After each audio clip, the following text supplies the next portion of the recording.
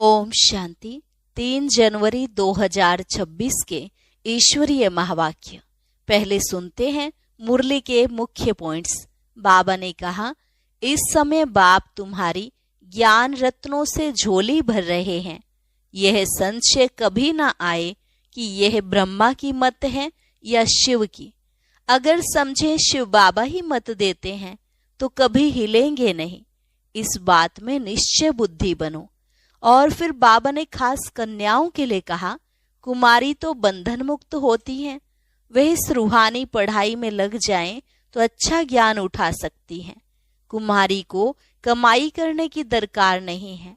अगर तुम कन्याएं भी मम्मा समान श्रीमत पर चलें तो बहुत फर्स्ट क्लास हो जाएं। और लास्ट में बाबा ने कहा, जो सर्विस में तत्पर होंगे उनका ही विचार सागर मंथन चलेगा। भंडारे आदि में कार्य करते भी बुद्धि में रहे, मैं शिव बाबा की सर्विस कर रहा हूँ। ऐसे बाबा की याद में रहते कोई भी सेवा करेंगे तो बहुतों से तीखे जा सकते हैं। और अब सुनते हैं महावाक्यों को विस्तार से। मुरली का सार। मीठे बच्चे, कदम कदम पर श्रीमत पर चलते रहो। यह ब्रह्मा की मत है या शिव बाबा की, इसमें मूंझो नहीं। प्रश्न, अच्छी ब्रेन वाले बच्चे कौन सी गुह्य बात सहज ही समझ सकते हैं? उत्तर, ब्रह्मा बाबा समझा रहे हैं या शिव बाबा, यह बात अच्छी ब्रेन वाले सहज ही समझ लेंगे। कई तो इसमें ही मूंझ जाते हैं। बाबा कहते, बच्चे बाप दादा दोनों इकट्ठे हैं, तुम मूंझो नहीं, श्रीमत समझकर चलते रहो। ब्रह्मा की मत का रिस्पॉन्सिबल भी शिव बाबा है। रूहानी बाप बच्चों को समझा रहे हैं, तुम समझते हो हम ब्राह्मण ही रूहानी बाप को पहचानते हैं। दुनिया में कोई भी मनुष्य मात्र रूहानी बाप, जिसको गॉड फादर वो परम पिता परमात्मा कहते हैं, उनको जानते नहीं हैं। जब वह रूहानी बाप आए तभी रूहानी बच्चों को पहचान दे। यह नॉलेज न सृष्टि के आदि में रहती न सृष्टि के अंत में रहती। अभी तुमको नॉलेज मिली है। यह है सृष्टि के अंत और आदि का संगम युग। इस संगम युग को भी नहीं जानते तो बाप को कैसे जान सकेंगे? कहते हैं, हे पतित पावन आओ, आकर पावन बनाओ। परंतु यह पता नहीं है कि पतित पावन कौन है और वह कब आएंगे। बाप कहते हैं, मैं जो हूँ जैसा हूँ मुझे कोई भी नहीं जानते। जब मैं आकर पहचान दूं तब मुझे जाने। मैं अपना और सृष्टि के आदि मध्य अंत का परिचय संगम युग पर एक ही बार आकर देता हूँ। कल्प बाद फिर से आता हूँ। तुमको जो समझाता हूँ वह फिर प्रायः लोप हो जाता है। सतयुग से लेकर कलयुग अंत तक कोई भी मनुष्य मात्र मुझ परम पिता परमात्मा को नहीं जानते हैं, न ब्रह्मा विष्णु शंकर को जानते। मुझे मनुष्य ही पुकारते हैं, ब्रह्मा विष्णु शंकर थोड़े ही पुकारते हैं। मनुष्य दुखी होते हैं तब पुकारते हैं। सूक्ष्म वतन की तो बात ही नहीं। रूहानी बाप आकर अपने रूहानी बच्चों अर्थात रूहों को बैठ समझाते हैं। अच्छा, रूहानी बाप का नाम क्या है? बाबा जिसको कहते हैं जरूर कुछ नाम होना चाहिए। बरोबर नाम एक ही गाते हैं, शिव। यह नामी ग्रामी है, परंतु मनुष्यों ने अनेक नाम रखे हैं। भक्ति मार्ग में अपनी ही बुद्धि से यह शिवलिंग रूप बना दिया है। नाम फिर भी शिव है। बाप कहते हैं, मैं एक बार आता हूँ, आकर मुक्ति जीवन मुक्ति का वर्षा देता हूँ। मनुष्य भल नाम लेते हैं मुक्ति धाम निर्वाण धाम, परंतु जानते कुछ नहीं है। न बाप को जानते हैं न देवताओं को। यह किसको भी पता नहीं है बाप भारत में आकर कैसे राजधानी स्थापन करते हैं। शास्त्रों में भी ऐसी कोई बात नहीं है। परम पिता परमात्मा कैसे आकर आदि सनातन देवी देवता धर्म की स्थापना करते हैं। ऐसे नहीं सतयुग में देवताओं को ज्ञान था जो गुम हो गया। नहीं, अगर देवताओं में भी यह ज्ञान होता तो चलता आता। इस्लामी, बौद्धि आदि जो हैं उन्हों का ज्ञान चलता आता है। सब जानते हैं यह ज्ञान प्राय लोप हो जाता है। मैं जब आता हूँ तो जो आत्माएं पतित बन राज्य गंवा बैठी हैं उन्हों को आकर फिर पावन बनाता हूँ। भारत में राज्य था, फिर गंवाया कैसे वह भी किसको पता नहीं। इसलिए बाप कहते हैं बच्चों की कितनी तुच्छ बुद्धि बन गई है। मैं बच्चों को यह ज्ञान दे प्रारब्ध देता हूँ, फिर सभी भूल जाते हैं। कैसे बाप आया, कैसे बच्चों को शिक्षा दी, वह सब भूल जाते हैं। यह भी ड्रामा में नोंद है। बच्चों को विचार सागर मंथन करने की बड़ी बुद्धि चाहिए। बाप कहते हैं यह जो शास्त्र आदि तुम पढ़ते आए हो यह सत्युग त्रेता में नहीं पढ़ते थे, वहां थे ही नहीं। तुम यह नॉलेज भूल जाते हो। फिर गीता आदि शास्त्र कहाँ से आया? जिन्होंने गीता सुनकर यह पद पाया है वही नहीं जानते तो और फिर कैसे जान सकते? देवताएं भी जान नहीं सकते। हम मनुष्य से देवता कैसे बने? वह पुरुषार्थ का पार्ट ही बंद हो गया। तुम्हारी प्रारब्ध शुरू हो गई, वहां यह नॉलेज हो कैसे सकती? बाप समझाते हैं यह नॉलेज तुमको फिर से मिल रही है, कल्प पहले मिसल। तुमको राजयोग सिखलाए प्रारब्ध दी जाती है, फिर वहां तो दुर्गति है नहीं, तो ज्ञान की बात भी नहीं उठ सकती। ज्ञान है ही सदगति पाने के लिए, वह देने वाला एक बाप है। सदगति और दुर्गति का अक्षर यहाँ से निकलता है। सदगति को भारतवासी ही पाते हैं। समझते हैं हेवनली गॉड फादर ने हेवन रचा था। कब रचा यह कुछ भी पता नहीं। शास्त्रों में लाखों वर्ष लिख दिया है। बाप कहते हैं बच्चों तुमको फिर से नॉलेज देता हूँ। फिर यह नॉलेज खलास हो जाती है तो भक्ति शुरू होती है। आधा कल्प है ज्ञान, आधा कल्प है भक्ति। यह भी कोई नहीं जानते हैं। सतयुग की आयु ही लाखों वर्ष दे दी है तो मालूम कैसे पड़े? 5000 वर्ष की बात भी भूल गए हैं तो लाखों वर्ष की बात कैसे जान सकें? कुछ भी समझते नहीं। बाप कितना सहज समझाते हैं। कल्प की आयु 5000 वर्ष है। युग ही 4 हैं। चारों का इक्वल टाइम 1250 वर्ष है। ब्राह्मणों का यह मिड गेड युग है, बहुत छोटा है उन 4 युगों में। तो बाप भिन्न भिन्न रीति से नई नई पॉइंट्स सहज रीति बच्चों को समझाते रहते हैं। धारणा तुमको करनी है, मेहनत तुमको करनी है।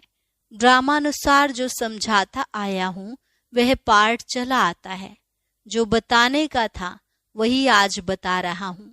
इमर्ज होता रहता है, तुम सुनते जाते हो। तुमको ही धारण करना और कराना है।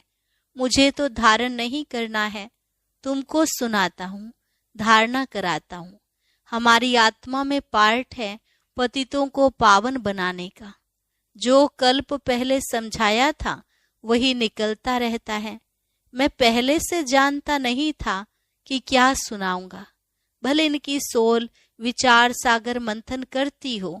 यह विचार सागर मंथन कर सुनाते हैं या बाबा सुनाते हैं, यह बड़ी गुह्य बातें हैं।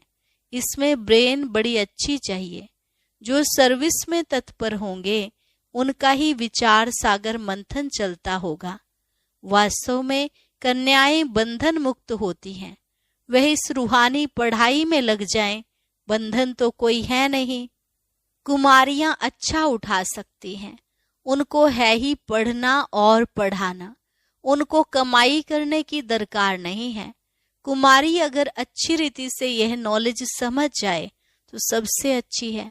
सेंसिबल होगी तो बस इस रूहानी कमाई में लग जाएगी। कई तो शौक से लौकिक पढ़ाई पढ़ती रहती हैं, समझाया जाता है, इससे कोई फायदा नहीं। तुम यह रूहानी पढ़ाई पढ़कर सर्विस में लग जाओ। वह पढ़ाई तो कोई काम की नहीं है। पढ़कर चले जाते हैं गृहस्थ व्यवहार में, गृहस्थी माताएं बन जाती हैं। कन्याओं को तो इस नॉलेज में लग जाना चाहिए। कदम कदम श्रीमत पर चल धारणा में लग जाना है। मम्मा शुरू से आई और फिर इस पढ़ाई में लग गई। कितनी कुमारियां तो गुम हो गई। कुमारियों को अच्छा चांस है। श्रीमत पर चलें तो बहुत फर्स्ट क्लास हो जाएं। यह श्रीमत है वह ब्रह्मा की मत है, इसमें ही मूंझ पड़ते हैं। फिर भी यह बाबा का रथ है ना, इनसे कुछ भूल हो जाए, तुम श्रीमत पर चलते रहेंगे तो वह आपे ही ठीक कर देंगे। श्रीमत मिलेगी भी इन द्वारा, ब्रह्मा द्वारा। सदैव समझना चाहिए श्रीमत मिलती है, फिर कुछ भी हो रिस्पॉन्सिबल खुद है, अर्थात शिव बाबा है। इनसे कुछ हो जाता है, बाबा कहते हैं मैं रिस्पॉन्सिबल हूँ। ड्रामा में यह राज नूंधा हुआ है, इनको भी सुधार सकते हैं, अर्थात जो बोल रहे हैं उसको ठीक कर सकते हैं। फिर भी बाप है ना, बाप दादा दोनों इकट्ठे हैं तो मूंझ पड़ते हैं। पता नहीं शिव बाबा कहते हैं वह ब्रह्मा कहते हैं। अगर समझे शिव बाबा ही मत देते हैं तो कभी भी हिले नहीं। शिव बाबा जो समझाते हैं सो राइट ही है। तुम कहते हो बाबा आप ही हमारे बाप टीचर गुरु हो, तो श्रीमत पर चलना चाहिए ना। जो कहे उस पर चलो। हमेशा समझो शिव बाबा कहते हैं वह है कल्याणकारी, इनकी रिस्पॉन्सिबिलिटी भी उन पर है। ब्रह्मा की रिस्पॉन्सिबिलिटी भी शिव बाबा पर है, उनका रथ है ना। मूंझते क्यों हो? पता नहीं यह ब्रह्मा की राय है या शिव की। तुम क्यों नहीं समझते हो? शिव बाबा ही समझाते हैं। श्रीमत जो कहे सो करते रहो, दूसरे की मत पर तुम आते ही क्यों हो? श्रीमत पर चलने से कभी झुटका नहीं आएगा, परंतु चल नहीं सकते, मूंझ पड़ते हैं।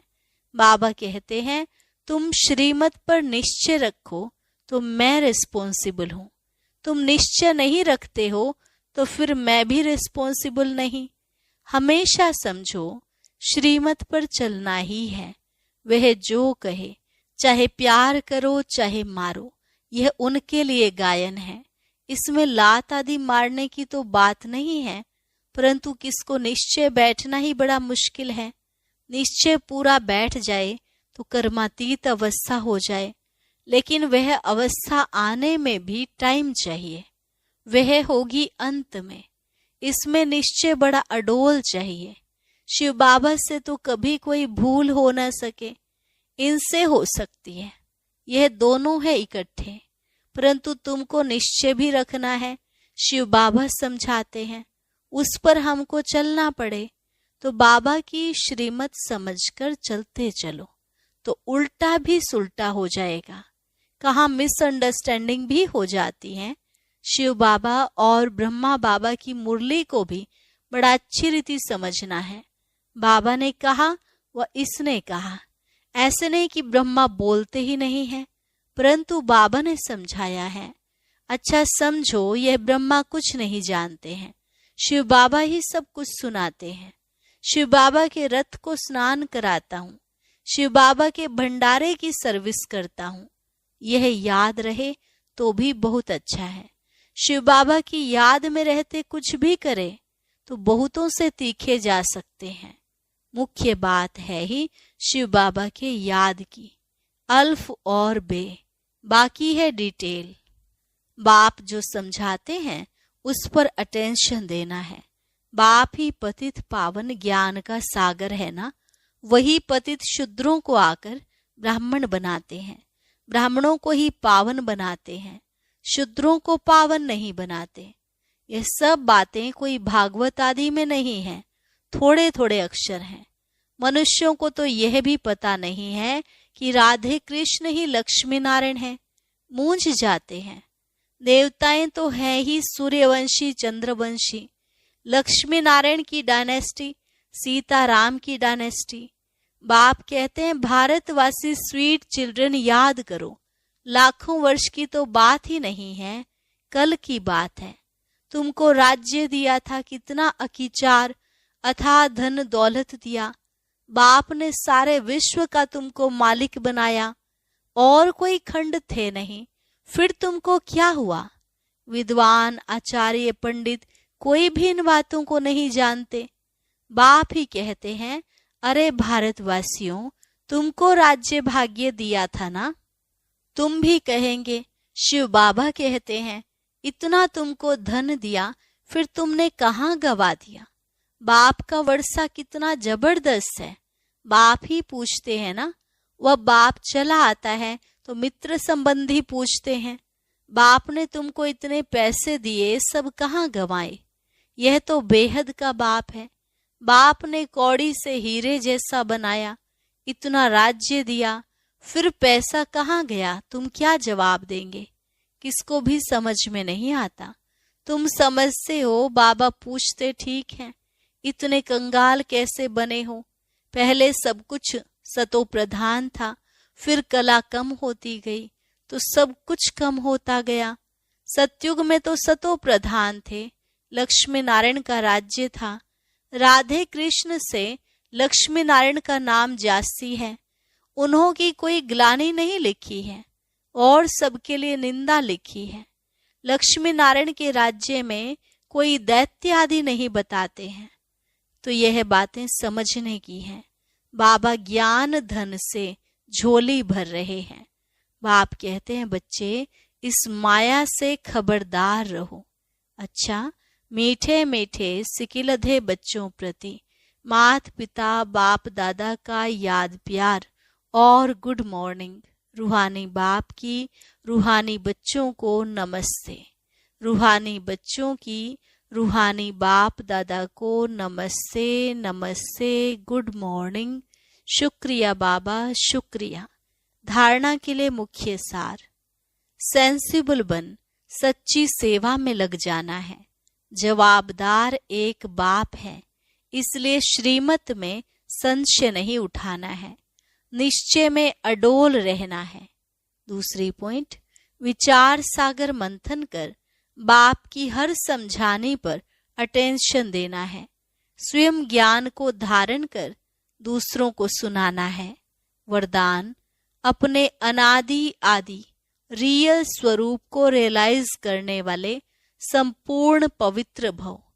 अपने अनादि आदि रियल स्वरूप को रियलाइज करने वाले संपूर्ण पवित्र भव। आत्मा के अनादि और आदि दोनों काल का ओरिजिनल स्वरूप पवित्र है। अपवित्रता आर्टिफिशियल शूद्रों की देन है। शूद्रों की चीज ब्राह्मण यूज नहीं कर सकते। इसलिए सिर्फ यही संकल्प करो कि अनादि आदि रियल स्वरूप में मैं पवित्र आत्मा हूँ। किसी को भी देखो तो उसके रियल रूप को देखो, रियल को रियलाइज करो, तो संपूर्ण पवित्र बन फर्स्ट क्लास व एयर कंडीशन की टिकट के अधिकारी बन जाएंगे। स्लोगन, परमात्मा दुआओं से अपनी झोली भरपूर करो तो माया समीप नहीं आ सकती। परमात्मा दुआओं से अपनी झोली भरपूर करो तो माया समीप नहीं आ सकती। अव्यक्त इशारा, इस अव्यक्ति मास में बंधन मुक्त रहे जीवन मुक्त स्थिति का अनुभव करो। मेजॉरिटी बच्चों ने अभी लोहे की जंजीरें तो काट ली हैं, लेकिन बहुत महीन और रॉयल धागे अभी भी बंधे हुए हैं। कई पर्सनालिटी फील करने वाले हैं, स्वयं में अच्छाइयाँ हैं नहीं, लेकिन महसूस ऐसे होती हैं कि हम बहुत अच्छे हैं, हम बहुत आगे बढ़ रहे हैं। यह जीवन बंध के धागे मेजॉरिटी में हैं। बाप दादा अब इन धागों से भी मुक्त, जीवन मुक्त देखना चाहते हैं। अच्छा, और अभी सुनते हैं आज